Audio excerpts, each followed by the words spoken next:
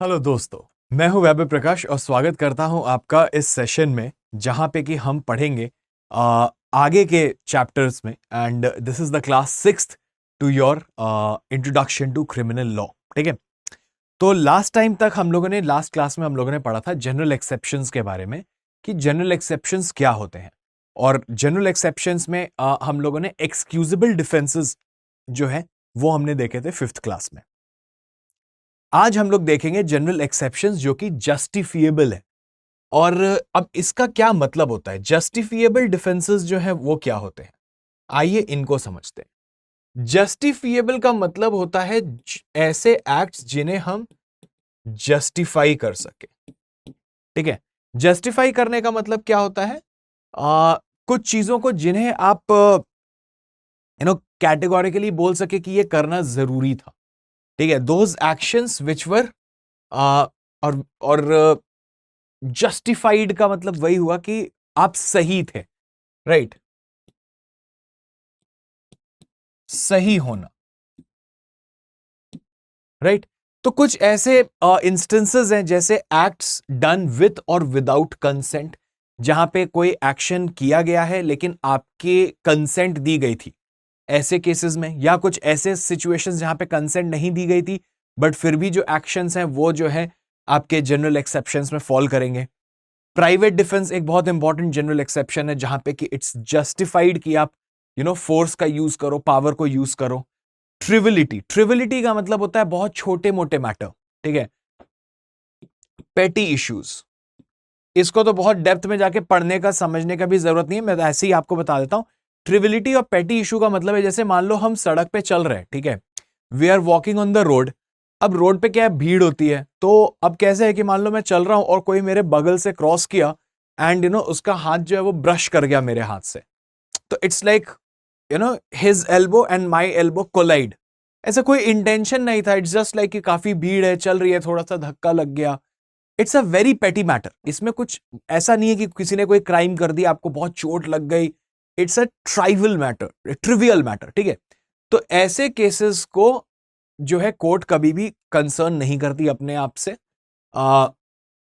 Essentially ये कहा जाता है कि क्योंकि ये बहुत ही छोटे मोटे पेटी से मैटर है तो इस पे ज्यादा अपना दिमाग आपको नहीं लगाना चाहिए। ठीक है, so it becomes a general exception कि अगर कोई बहुत ही ट्रिवियल सी बात है, बहुत छोटी सी बात है, तो उसके लिए भी एक डिफेंस जो है वो अवेलेबल रहता है। उसके बाद है एक नेसेसिटी, जहां पे जरूरी है आपको फोर्स यूज करना, है ना, या आपका कोई एक्शन जो कुछ नुकसान कर दे किसी का, लेकिन इट वाज नेसेसिटी। जैसे फिर एक आता है आपका जुडिशियल एक्ट। जुडिशियल एक्ट भी मैं आपको ऐसे ही बता देता हूं। जैसे मान लो कोई जजेस है, ठीक है, नाउ जज को बोला गया या जज के पास पावर है, ठीक है, he is acting in his judicial authority. वो अपने जुडिशियल फंक्शन को परफॉर्म करते हुए किसी एक मुजरिम को, किसी एक व्यक्ति को सजा सुनाता है और वो सजा के तौर पे उसे जेल भेज देता है या सजा के तौर पे उसे फांसी की सजा सुनाता है। तो आप ये थोड़े कह सकते हो कि उस जज ने उसको रॉन्गफुली कन्फाइन कर दिया एक जगह पे, उसने उसको चार दीवारों के बीच में बंद कर दिया, या उस जज ने उसकी हत्या कर दी। नहीं, he is just performing his judicial function. तो जब एक जज अपना जुडिशियल फंक्शन परफॉर्म कर रहा होता है तो ऐसे केसेस में हम लोग जज को ये जनरल एक्सेप्शन देते हैं, हम उसे ये डिफेंस देते हैं कि आपके जो भी एक्शंस होंगे, आपका जो भी एक्ट होगा वो प्रोटेक्टेड रहेगा, उस पर आपसे कोई सवाल नहीं की जाएगी, लेकिन ओनली दोज एक्ट जो आपके जुडिशियल फंक्शन में फॉल कर रहे हैं, सब कुछ नहीं। Not everything will fall under judicial function, like only the things जो कि उसे पावर दिया गया है, कोर्ट लॉ से पावर देता है सुनने के लिए। तो ये सब कुछ ऐसे डिफेंसेस हैं जो कि आपके जस्टिफिएबल डिफेंस है। आइए थोड़ा इन डेप्थ पढ़ते हैं एक्ट्स डन विथ और विदाउट कंसेंट के बारे में। ठीक है, now when we talk about this with और विदाउट कंसेंट वाला, तो सबसे पहले मान लीजिए मैं आपको ना एक एग्जांपल देता हूं। Acts which are done with your consent, ठीक है, लेकिन there is no intention to cause grievous hurt और there is no intention to cause death. जैसे एक सिंपल सा एग्जाम्पल से ऐसे समझते हैं कि आप और मैं खेल रहे हैं, एक स्पोर्ट खेल रहे हैं, जहां पे कि आपने एक एप्पल रखा है अपने सर के ऊपर और मैं 10 मीटर की दूरी से शूट कर रहा हूं, not with the original gun, असली बंदूक से नहीं, लेकिन एक टॉय गन, एक एयर गन से शूट कर रहा हूं। एंड द गेम इज कि कौन एप्पल को हिट करता है। ठीक है, जैसे अगर आपने एक मूवी देखी होगी which was oh I completely forgot the name of that movie, जिसमें एक रणवीर सिंह और दीपिका पादुकोण रहते हैं, उसमें ऐसे कुछ फैमिली का, anyway, so the point is कि मान लीजिए आपने सर पे एक एप्पल रखा है और मैं जो है वो एयर गन से शूट कर रहा हूं। एयर गन से आपको बहुत चोट नहीं लगेगी, मतलब कोई ग्रीवियस हर्ट नहीं हो जाएगा या आप मर नहीं जाओगे। एयर गन से एट मैक्स यही हो सकता है कि अगर इधर उधर कहीं लगी तो आपको थोड़ी चोट लग सकती है, आंख वाख बंद रहे, अगर आंख खुली रही तो आपको चोट लग सकती है, ग्रीवियस हर्ट हो सकता है। लेकिन अगर आप आंख भी बंद किए हो या गॉगल्स पहन के खड़े हो तो आपको बहुत मेजर कुछ भी होने वाला नहीं है, थोड़ी देर के लिए चोट वोट लगेगी, दर्द रहेगा, बट ठीक हो जाएगा। ठीक है, सो एयर गन आपकी बेसिकली वही होती है जो यूज की जाती है ऐसे खेल कूद के लिए। तो एयर गन से मैंने शूट किया और एप्पल की जगह जो है वो आपके फोरहेड पे लग गई, उसकी जो छोटी सी पैलेट होती है, तो आपको चोट लगी। तो यहां पे ऐसे केसेस में अब यहां पे क्या बात हो रही है कि now this is a case where you gave the consent, आपने अपनी रजामंदी दी मुझे कि एक काम करो, ठीक है हम ये खेल खेलेंगे, राइट, और हम ये खेल खेलेंगे एंड अगर मुझे चोट लगती है तो कोई दिक्कत नहीं है। लेकिन अगेन पॉइंट ये है कि person should not intend to cause grievous hurt, या फिर एक्शन जो है वो किसी की डेथ कॉज नहीं करने वाला होना चाहिए, राइट। तो लाइक फॉर एग्जाम्पल अब मैं उसी को असली गन से शूट करूं और आपको लग जाए, तो वहां पे I will not be able to take the defence कि यार you had given your consent. Why? Because you did not, like again बात वही है कि मुझे पता होना चाहिए, I should have the knowledge कि मैं असली गन से मार रहा हूं तो किसी की जान चली जा सकती है। ठीक है, अगेन कंसेंट जो है वो एक्सप्रेसली भी दिया जा सकता है या इंप्लाइडली भी दिया जा सकता है। एक्सप्रेस कंसेंट का मतलब होता है जहां पे कि मैं सामने से बोल के आपको बोल रहा हूं कि हाँ चलो ये गेम खेलते हैं। इंप्लाइड का मतलब क्या है, मैंने बोला नहीं बट मैं जाके एप्पल लेके खड़ा हो गया वहां पे, तो इट्स माई इंप्लाइड कंसेंट कि हाँ ठीक है चलो शूट करो, तो मेरा बिहेवियर से पता चल गया। So implied consent is through behaviours and express is through words, right. So implied is through behaviour and express is through words. All right. लेकिन अब यहां पे क्या है, कंसेंट कौन दे सकता है? कंसेंट सिर्फ और सिर्फ वही लोग दे सकते हैं जिनकी मेंटल स्थिति जो है, जिनका मेंटल एक्यूमेन जो है वो सही हो, मेंटली स्टेबल हो, एंड सेकेंड 18 साल की उम्र से ज्यादा हो। So people who have 18 years of age or above and people who are of sound mind are the people who can give consent, right?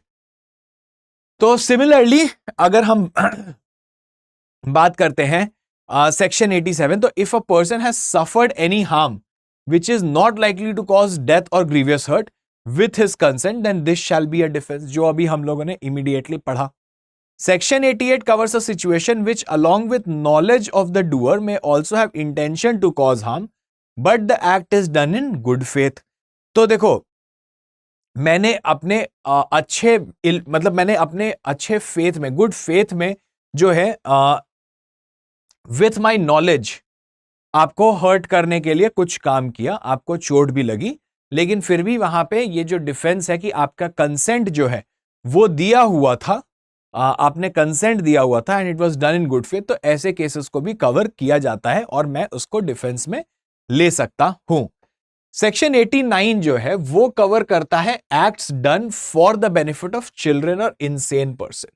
तो बेसिकली यहां पे ना ये सेक्शन 89 जो है वो ये कहता है कि 12 साल से कम के जो बच्चे होते हैं, ठीक है, children who are less than 12 years और अनसाउंड माइंड के लोग जो होते हैं, इन लोगों के लिए आप जो गार्जियन है, जो पेरेंट है, वो कुछ कंसेंट दे सकते हैं कि आप इनको हार्म पहुंचा सकते हो। लेकिन अगेन क्या हार्म पहुंचा सकते हो? आप इनको ग्रीवियस हर्ट नहीं कर सकते या आप इनको इनकी डेथ नहीं कॉज कर सकते, इसके लिए कंसेंट नहीं दिया जाता। लाइक फॉर एग्जाम्पल मैं आपको एक एग्जाम्पल से समझाता हूं कि एक 8 साल का बच्चा है, ठीक है, उसके किडनी में स्टोन हो गया है, तो अब वो स्टोन को रिमूव करना पड़ेगा ना, स्टोन को निकालना पड़ेगा, तो वो कंसेंट कौन देगा ना? बच्चा तो 18 ईयर्स ऑफ एज है नहीं, he is 8 years of age, तो अब 10 साल वेट भी नहीं कर सकते कि भाई जब वो कंसेंट देने के उम्र में आएगा तब उसका स्टोन निकालेंगे, तब तक तो बेचारा बच्चा पेन से ही मर जाएगा। तो यहां पे कंसेंट कौन देगा? यहां पे कंसेंट देंगे उसके पेरेंट्स या फिर उसके गार्जियन, अगर पेरेंट्स नहीं है तो गार्जियन देंगे। तो in such cases that when a child is below the age of 12 years, so in all such cases आप जो है पेरेंट्स या गार्जियंस जो है वो कंसेंट दे सकते हैं कि आप कुछ हर्ट कॉज करो। अब स्टोन निकालने में तो यार हर्ट हो गई ना, लाइक ऑपरेशन करना पड़ेगा, ऑपरेशन वुड बी पेनफुल, तो आप वो पेन कॉज करो, उसके लिए कंसेंट जो है वो दिया जा सकता है। सिमिलरली अनसाउंड माइंड के लिए, जैसे कई बार ऐसा भी होता है ना, बचपन में हमें बोलते थे पेरेंट्स हमारे टीचर्स को कि आप देख लेना, ठीक है, अगर ये बदमाशी करे तो हम आपको पूरी छूट दे रहे हैं, आप इसको थोड़ा पीट पाट के ठीक कर देना। तो that was the consent that they were giving कि ठीक है, आप इसको ना थोड़ा मारो पीटो तभी ये ठीक रहेंगे बच्चे। तो that is what this section is talking about, कि ये जो माइनर्स ऐसे हर्ट होते हैं ना थोड़े मोड़े, बट अगेन बात यही है कि आप किसी के डेथ नहीं कॉज कर सकते बच्चे का, ना ही आप उसको बहुत ग्रीवियसली हर्ट कर सकते हो। अब आपके मन में आएगा ग्रीवियस हर्ट का मतलब क्या होता है? ग्रीवियस हर्ट का बेसिकली मतलब होता है बहुत ज्यादा चोट पहुंचाना किसी को, ठीक है, कि आप किसी को बहुत ज्यादा चोट नहीं पहुंचा सकते, right? So that is exactly what this section is also talking about, right? चलो फिर आते हैं कम्युनिकेशन पे। What is communication? तो देयर आर सर्टेन कॉन्वर्जेशंस जिसके कारण की हार्म कॉज हो सकता है, राइट? लाइक फॉर एग्जाम्पल एक डॉक्टर है जो अपने पेशेंट को बताता है कि यार आपका ना आखिरी समय आ गया है। जैसे मुन्ना भाई एमबीबीएस मूवी आई होप आप लोगों ने सबने देखी होगी, तो उसमें एक कैरेक्टर रहता है जो कि जिमी शेरगिल ने प्ले करता है, ठीक है, तो उसे कुछ तो कैंसर हो चुका होता है, पेट का, स्टमक कैंसर या समथिंग। तो जो उसकी डॉक्टर होती है वो उसको बोलती है कि यार एक काम करो, तुम ना अपने सारे काम सब निपटा के फटाफट आके कल शाम तक एडमिट हो जाओ। तो उसने क्यों बोला कि शी न्यू कि यार इसके पास एक ही हफ्ते का टाइम है, एक हफ्ते तक में ये आदमी जो है वो मर जाएगा, इसका कैंसर बहुत ज्यादा फैल चुका है। तो ऐसे केस में क्या होगा? अब वो आदमी जो है ना वो शॉक में ही चला गया, अरे यार मैं तो आई एम 25-26 ईयर्स ओल्ड, मुझे अभी अपने अम्मी अब्बू को हज पे भेजना था, बहन की शादी करानी थी, मुझे इतने सारे काम कर रहे हैं, मुझे खुद शादी करनी थी, नए शर्ट खरीदने थे। He went in complete shock कि यार 25-26 साल की उम्र कौन सी होती है। एंड ही वाज लाइक मैंने कभी शराब नहीं पी, मैं कभी डांस बार नहीं गया, मैंने कोई गलत काम नहीं किया, बट फिर भी मैं मर रहा हूं। तो he went into a shock, right? अब ऐसा भी शॉक किसी को लग सकता है जहां पे वो शॉक से ही मर जाए कि अरे यार ये क्या हुआ। तो ऐसे केसेस में डॉक्टर जो है वो ये बोलेगा ना, यार मतलब I was just trying to be as gentle as possible, अब वो व्यक्ति नहीं सह पाया तो मैं क्या कर सकता हूं, राइट?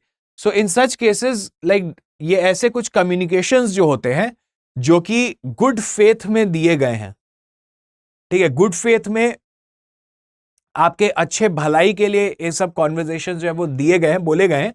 तो ऐसे कम्युनिकेशंस को, ऐसे कॉन्वर्जेशंस को भी प्रोटेक्ट किया जाता है in the form of a general defence.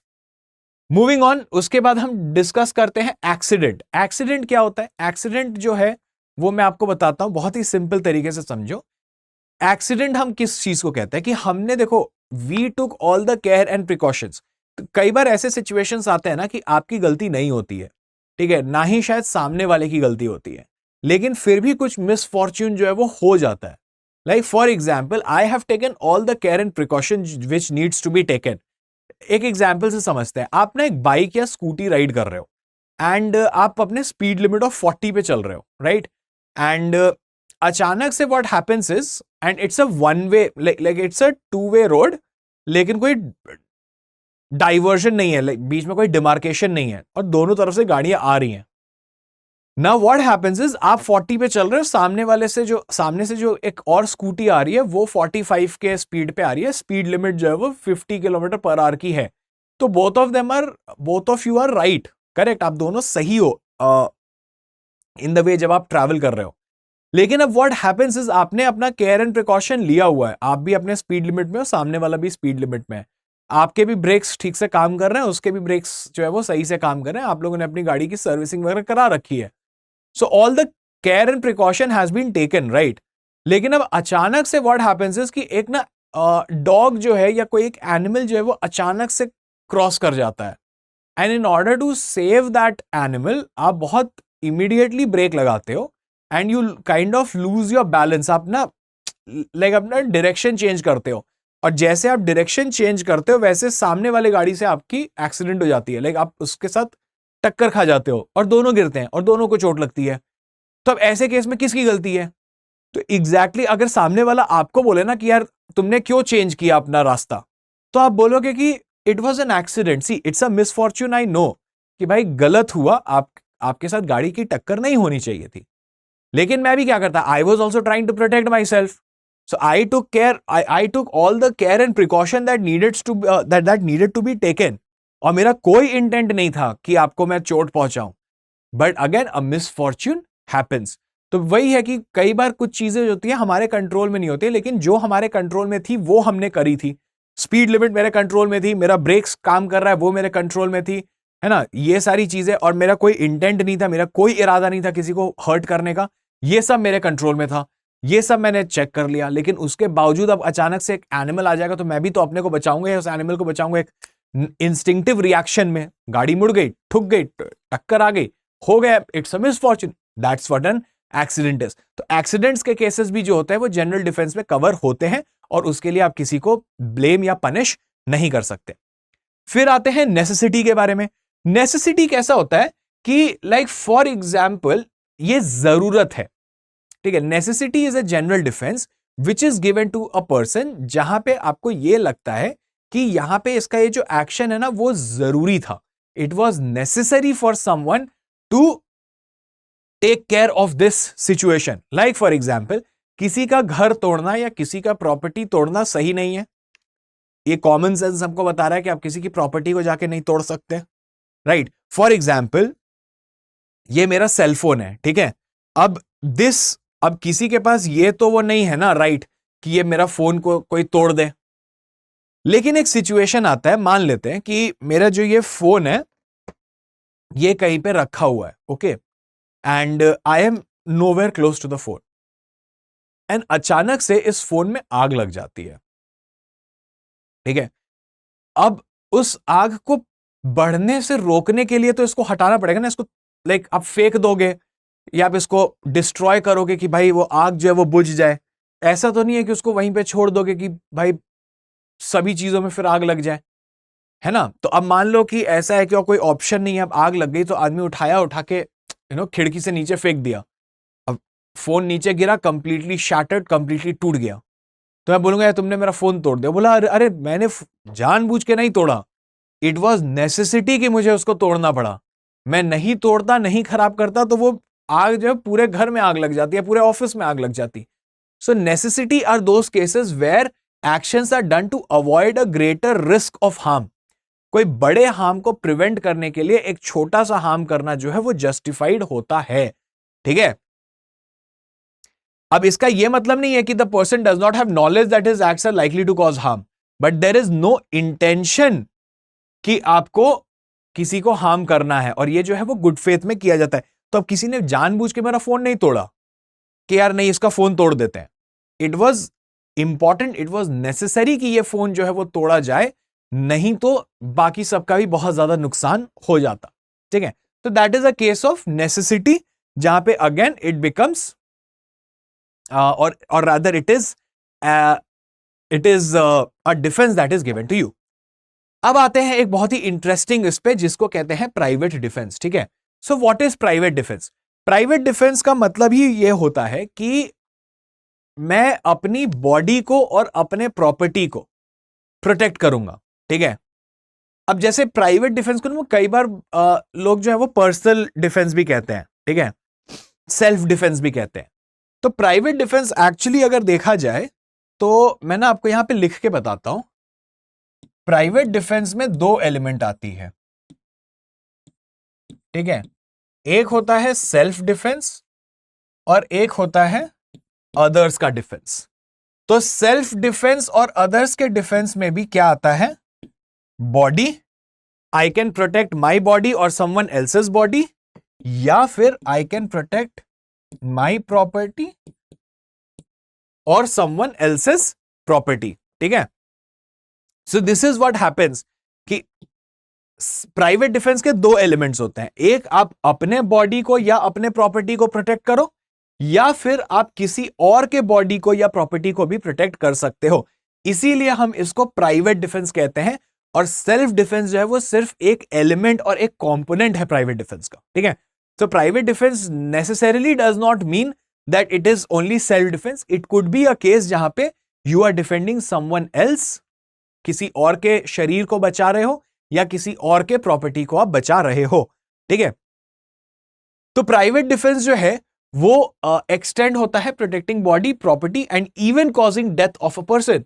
तो कुछ ऐसे सर्कमस्टांसेस आते हैं जहां पे कि लॉ आपको ये तक पावर देता है, जैसे for example attempt to rape का केस हो रहा है, ठीक है। तो आप देख रहे हो कि कोई किसी का रेप करने की कोशिश कर रहा है, तो law gives you the power of private defence कि आप उस व्यक्ति को to the extent of causing that perpetrator's death, वो जो व्यक्ति ट्राई कर रहा है रेप करने का, आप उसकी जान तक ले सकते हो in order to defend the body of that girl, ठीक है। तो प्राइवेट डिफेंस ऐसे काम करता है। तो nothing is an offence done in private defence which basically means that a person can use necessary force against an असेलेंट in certain cases. तो necessary force जो है वो आपको लेना होता है, ठीक है। लाइक फॉर एग्जाम्पल, अब देखो इसमें ना एक और चीज जो है वो बहुत इंपॉर्टेंट है जो आती है, जो कि मैं आपको लिख के बता देता हूं कि एसेंशियली अगर हम प्राइवेट डिफेंस की बात कर रहे हैं, अगर हम प्राइवेट डिफेंस की बात कर रहे हैं, तो यहां पे जो है जो फोर्स आप यूज कर रहे हो ना, this should be proportionate force, ठीक है। The force that you use should be proportionate in nature. Now, what do we mean by proportionate force or proportionate in nature? It very simply means proportionate force का मतलब होता है कि अब जैसे मान लो कोई आपको अटैक कर रहा है एक लाठी से, ठीक है, तो आप उसको बम से थोड़े मारोगे, दैट्स डिसप्रपोर्शनेट फोर्स।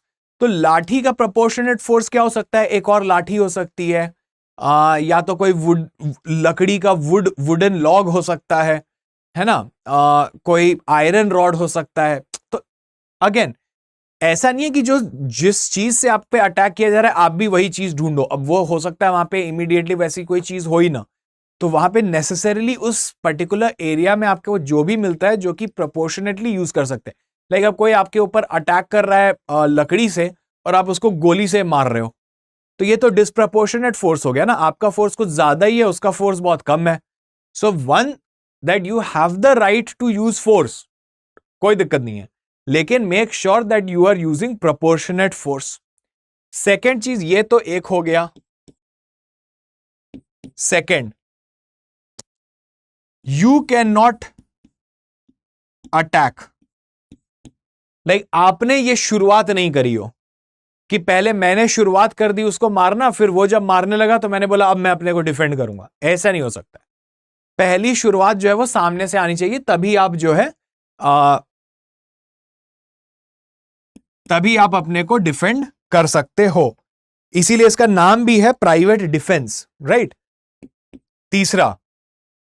तीसरी इंपॉर्टेंट चीज जो यहां पे आती है इज कि जैसे ही द अटैकर मूव्स अवे, या फिर जो थ्रेट है, जैसे ही थ्रेट जो है वो चला गया, तो आपका जो राइट ऑफ प्राइवेट डिफेंस है वो खत्म हो जाएगा। उसके बाद फिर आप ना जा नहीं सकते हो कि अब जैसे मान लो कोई मेरे को अटैक करने आया और उसने देखा कि अरे भाई इसके पास तो गन है, वो तुरंत उल्टा मुंह करके भागना शुरू किया, अब मैं उसके पीछे दौड़ के जा रहा हूं और उसको पीट रहा हूं, नहीं।